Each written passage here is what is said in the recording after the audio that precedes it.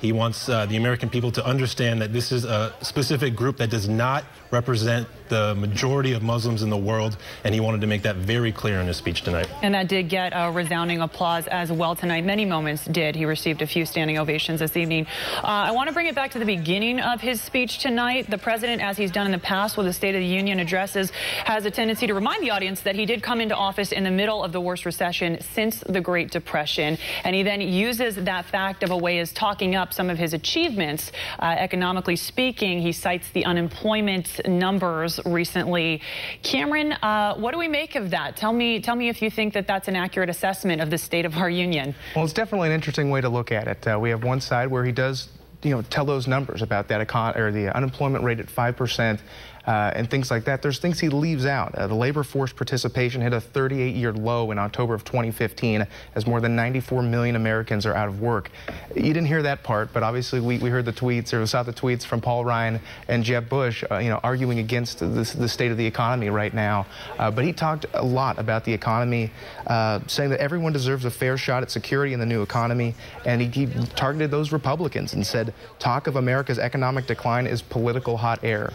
So I thought that was a moment where he kind of took a nod to the presidential candidates out there and said those things.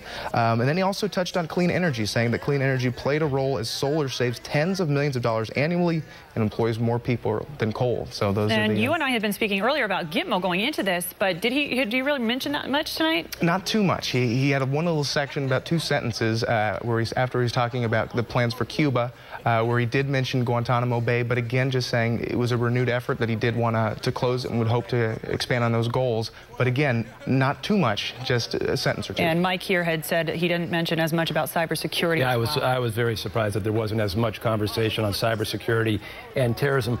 I want to talk about the rift in between Republicans and Democrats when it comes to global warming. There was a big part of tonight's address about global warming and climate,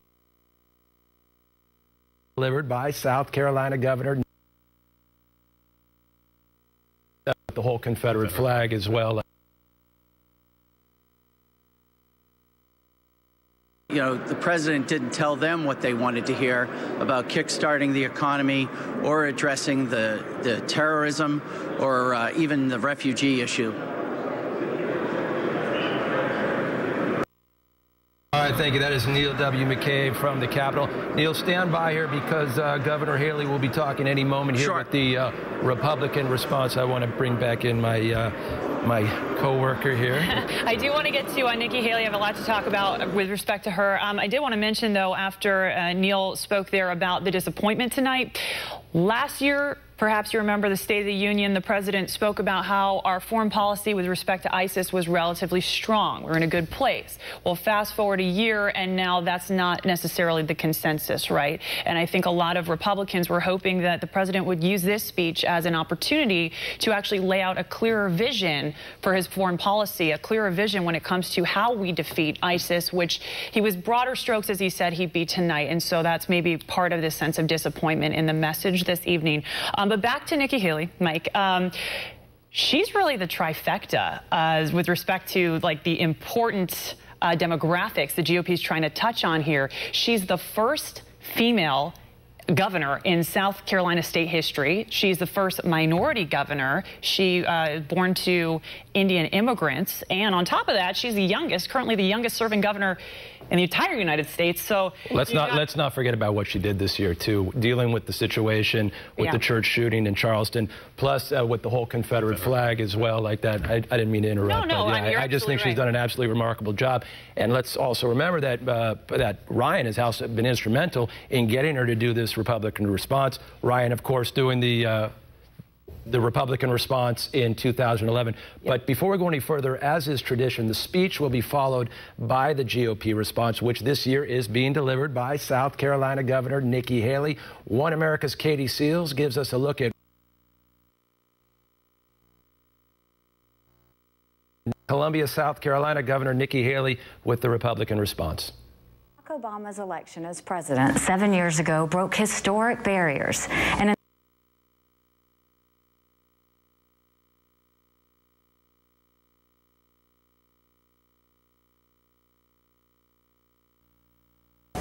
woman. Thank you, good night, and God bless.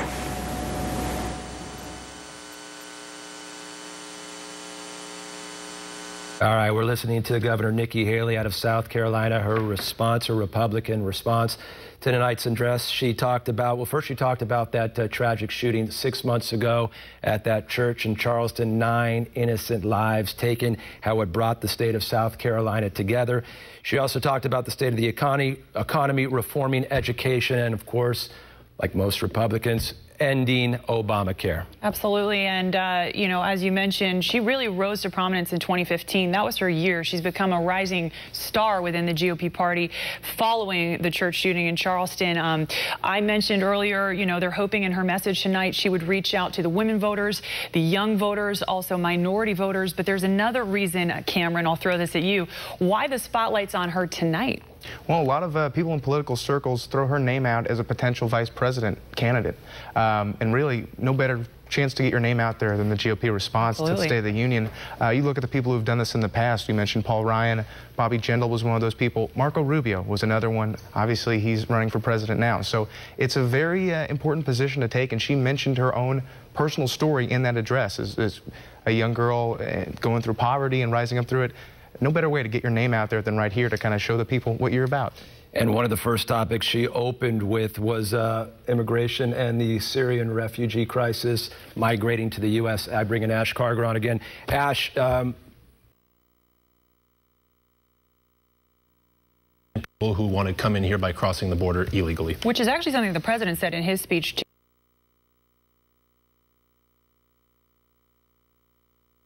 Their intentions are basically saying we must improve our vetting process before we can allow anyone in from Syria or any other Middle Eastern nation. She also, of course, harped on fixing our broken immigration system, saying we must let in immigrants that want to come in here legally, but we can't let in people who want to come in here by crossing the border illegally. Which is actually something the president said in his speech, too. He emphasized right off the top that we need to fix our broken immigration system. Do you see that as something that they found common ground on tonight, or no? We were talking about that earlier. Well, definitely they're going to have common ground on sealing the border and preventing illegal immigrants from coming in. They're just going to have disagreeing opinions on what to do with illegal immigrants who are already here when they came in here illegally. I'd like to touch on something. This is predominantly, this is a very big moment for the Republican in this response. Hypothetically, if Nikki Haley is taking a run at a VP situation, how do you guys think she did tonight? I think she did fine. She never reached down for a bottle of water to drink like some other people. But yeah, I think she did a great job of stating the challenges that a country faces. She found solutions to them in some ways. And I think the most important thing is name recognition. She got her name out there. She got her story out there to maybe tell the voters this is who she is and this is what she's about, which is just as important as anything else. I do want to add, though, you can't emphasize this enough. This is very challenging, the GOP address, because you got to think the president, he's a very experienced public speaker. He's been doing this a long time. He gets up there. He has an hour. He has a lot of help, too, in preparing the speech. And then she has, whatever that was, 5 minutes to really pick it apart and try and make her case and the GOP's case for their message. One thing I found interesting this year, she said she wasn't calling this the GOP response, which is what they typically do. She's calling it an address, which indicates that she's going to focus on their message, their vision, and not really get into what the president specifically said tonight. But I'm wondering, you know, how much she really did poke holes in his argument, and that's also a question for our viewers, really, if she was effective in kind of countering what he said this evening. Well, before we wrap things up this evening, we want to continue our coverage both here in studio and, of course, Washington, D.C. We want to go to our political correspondent, John Hines, who is standing.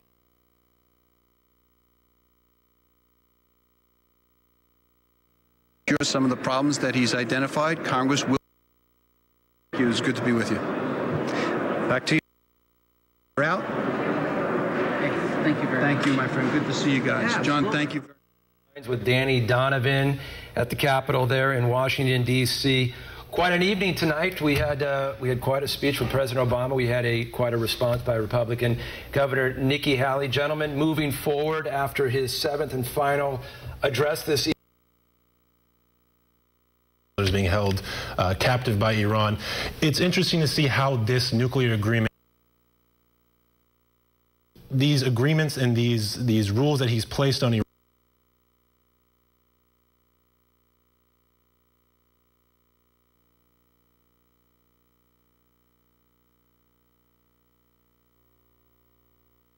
Priority number one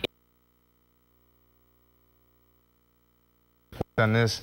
The Iowa caucuses are less than a month away. So if you want to know how much impact the president's speech had, let's see what the voters decide to say in less than a month. Very good point. And back to what you're saying, Ash, he did stress tonight, priority number one is protecting the American people, going after ISIS. He didn't downplay that. It's just a matter of, did he really offer a different strategy? To me, it sounded like the same strategy, and this is actually a quote from his speech. We have the transcript here. He said, for more than a year, America's led a coalition of more than 60 countries to cut off ISIL's financing, disrupt their plots, stop the flow of terrorist fighters, stamp out their vicious ideology. And then he still says, with the 10,000 airstrikes, the airstrikes were taking out their leadership, their oil, their training camps. It's the same stuff. President Obama will not send ground troops. That's something he will not do because of the war in Iraq, because of the war in Afghanistan. Whether you want to say it's right or wrong, that's something he will not do because he doesn't want that to be part of his legacy.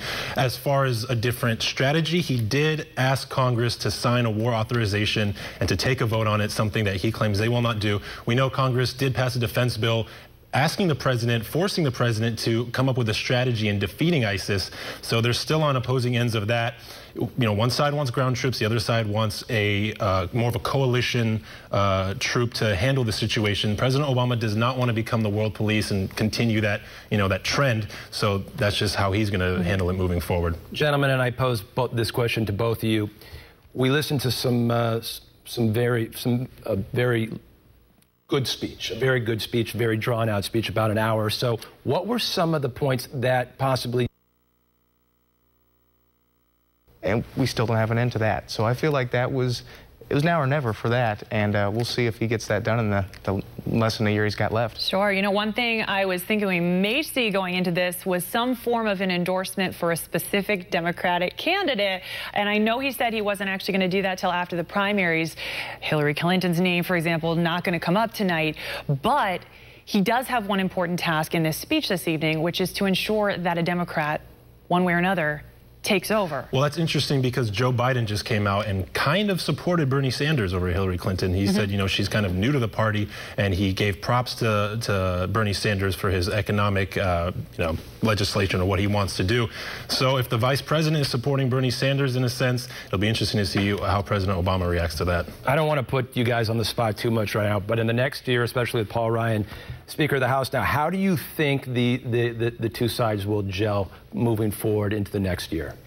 That's going to be an interesting one. He mentioned Paul Ryan by name a few times in trying to find common ground, but at the same time, he called out Congress on several separate locations, involving ISIS and a war declaration and other things of trying to pass these things to get things done. It's going to be interesting to see if they can find common ground or if this is going to be a contentious relationship. Well, and as I mentioned earlier, Paul Ryan did work with the president to pass that bipartisan bill. That's one thing they were proud of. But actually, Ryan took some flack for that. There were a lot of people in his party who weren't a fan of this big omnibus. They thought he should have drawn a harder line on that one. So it will be interesting to see. I don't know what to expect. Gentlemen? Is that it? Yeah, that's it. Ladies, this was a very fun night, our first address together. I had a wonderful time. All right, that's going to do it. And stay tuned for Graham Ledger. The Daily Ledger is coming up next. Thank you so much for watching, everyone. Be sure to stick around. We'll have more for you right after this. Good night.